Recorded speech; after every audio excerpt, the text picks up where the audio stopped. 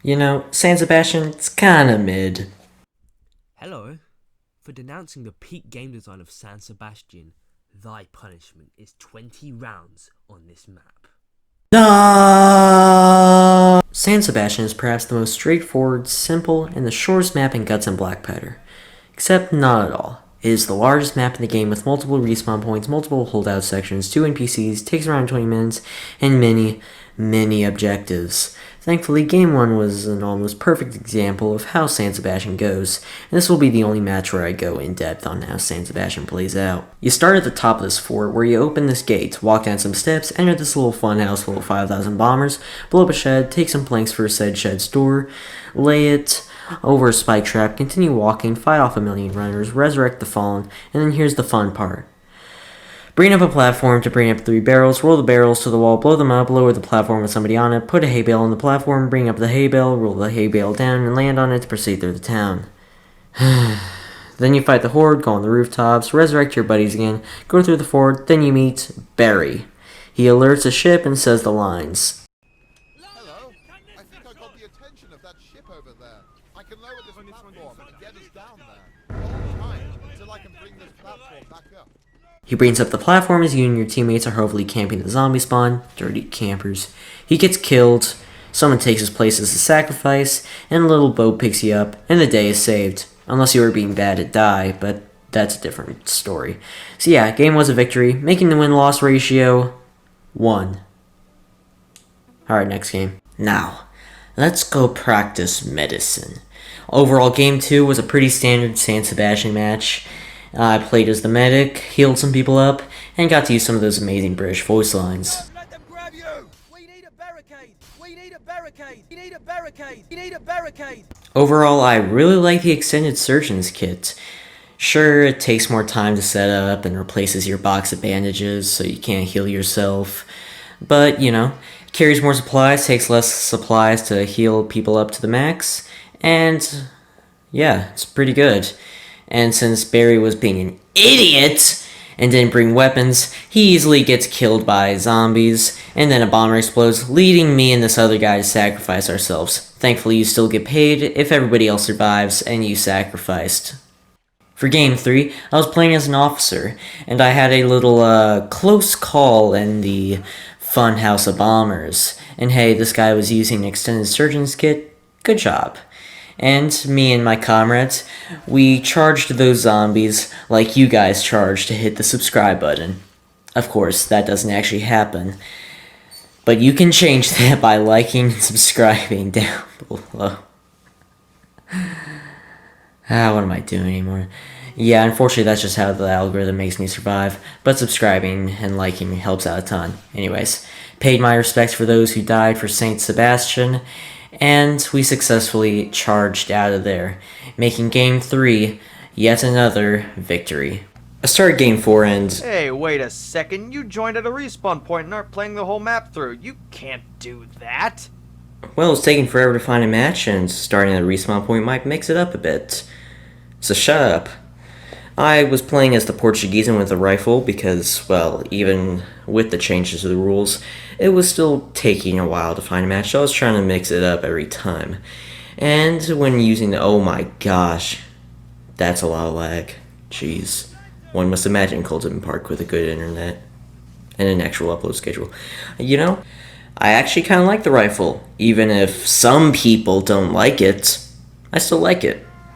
I tried killing a zombie with the cannon, like just one zombie, but that didn't work. I sacrificed and died a valiant death. Oh, well, everyone else still won, so it still counts. I started Game 5 at the second respawn point, so yeah, right before the finale. And this was also a hardcore server, so that'll be cool. All that really happened was this clip, I guess. And I actually stayed on the ground and fought the zombies, and it was a good win. Short and sweet, but, you know, it was nice. Alright, so originally I thought this was like I somehow duplicated the last match's clip, but nope, I accidentally continued using the Rifleman and the exact same regiment. Dang. And I'll prove it. Look, I sacrificed and died a very laggy death. For Game 7, yeah, you can tell I don't really use Sapper too much. It's not one of my top classes, and the bombers couldn't somehow save me there. But when I respawned, I helped out the team and put up a lot of barricades near the zombie spawn in the lift area. So that's cool. And don't worry, I remembered to destroy the barricades I set up, that way I wouldn't have to deal with the building limit and have those count towards it. And I'm pretty sure I was the team's only Sapper. Uh-oh. But thankfully for the finale, you really only need one Sapper, unless your team is really bad. But yeah, only one Sapper is good enough, and thankfully I was good enough, I guess. And Game 7 was another win. For Game 8, I decided to be a Seaman. And, you know, I really like the Navy pistol. The Navy pistol and the knock gun are tied for first place of my favorite Seaman gun. I don't really like the blunderbuss. Also, this guy was stupid, and so I taught him a lesson. With execution. And I sacrificed, and you know, I was kind of clutching up in some parts. Except this part. Yeah, I died. Oh, hey, there's my zombie. But yeah, everyone else won. I decided to be a priest for Game 9. And look, my team's actually competent, and I was able to dodge all the bombers. Except this zombie, who then held me there. And yeah, pretty big blow. But other than that, it was another easy... Oh. Well, okay, I may have died, but... What about everyone else? Oh. Yeah. Cue the sad music. Game 9 was the first defeat. Hopefully we can lock in for this rematch on Game 10. Halfway there, and oh dang. Another defeat.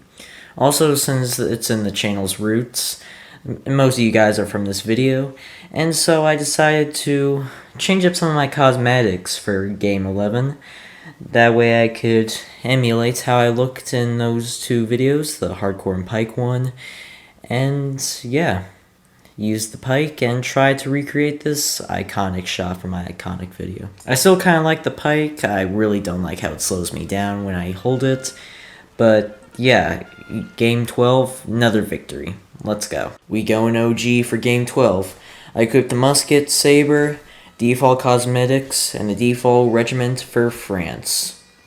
You know, I really like the Musket. It's not my favorite, but I would agree that it's the most balanced weapon. You know, I kind of made a whole video on it. And it is technically the best one for line infantry, at least. It's overall just the most well-rounded gun, you know, balanced. And all the other ones, while I do prefer some over the Musket, those ones specialize in other things. But yeah, I really like the Musket. I sacrificed, and with the help of two other guys, we actually survived till the end. I joined them right after the first respawn point. It's gonna be forever till the next one. There's nothing we can do. Also, this doesn't count as a match. I just wanted to get some beach scenery. I think it looks cool. Also, I don't think I've talked about just how long it has been taking to get a lot of this footage, because I had to do a lot of server hopping, and I think I got like 2,000 francs after all this, and most of it was because I was having to go through other servers and maps, and I'd play through one of them and be like, okay, hopefully next round they're going to vote on San Sebastian, because I didn't really want to join one that was already on San Sebastian, or else, you know, I'd have to join at a respawn point, and I don't know, I thought that would be a little too cheap to just be like, I joined right before the finale and stuff. But yeah, I changed some of the rules for that to be able to happen. And yeah, so even then, like I mentioned earlier, it would still take forever to find a server, and I had to play through a lot of other ones, or just wait through the finales of others. So, yeah. Anyways, back to the video. Hey look, a hardcore match that actually starts at the beginning. Nice. So yeah, not too much has changed, considering this is hardcore, other than the stats changing, and of course, and making it easier to die to a zombie, and infection spread, and all that stuff. I guess that clip right there was kind of cool. But I did die to a bomber. Then I respawned after these guys clutched up, and using the knock gun, I died again. Dang, twice, same way. But everybody else won, so yeah. And for game 14, I spawned at the second respawn point because I joined right after the first respawn point. So yeah, using horse artillery pistol as the private. And don't worry, I did not hit a bomber this time, so that's good. I sacrificed, and of course, died while sacrificing. But everybody else won, so that's cool. Victory. For game 15, I was going to be making Guts and Blackpowder as realistic as possible by removing the UI and all that. This was by far my worst idea yet. Yeah, so it made aiming, like, impossible. And, ugh. So I quickly removed it. And I paired this charge with somebody using the bugle shortly after, making a quite devastating combo. Too bad the charge only lasts for a few seconds. Dang. Whoever was sacrificing must have died early on, because all the zombies up there started pouring down onto the beach.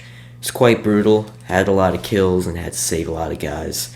But yeah, game 15 was yet another victory. Sweet. Using the surgeon for game 16, healed some people, and we easily won once more. Oh no, we lost. Jesse, we need to preach. What's this door doing here? Get back up there. Good. Ah, my favorite way of dealing with the runner horde at this part. Using the Crucifix, then waiting till somebody just shoots them down with the cannon. Magnificent. Alright, since this was a shot for one of my posts, I'm gonna read one of the comments from Yummy Soup. Walter, put the Crucifix away, Walter. I ain't blessing you right now. And time to die. Except everyone else won, so that's cool. Time to show him zombies my awesome 1800s tunes. And hey, I almost died to this runner, but didn't. Come on, guys, you got this. Anyways. I then died, and then everybody did. Ooh boy, I sure hope we can lock in for these last 2 rounds and make an awesome finale. Not off to a great start for game 19, dying instantly by a runner, because my teammates didn't help. And then we respawned, and got rid of those runners with bombers nearby, and then it was up to me to solo the horde and clutch with like less than half health. How do you think that went? Alright. That's enough from current Colton or whatever I'm calling myself. Alright. You know, I think I'll just let this epic finale speak for itself.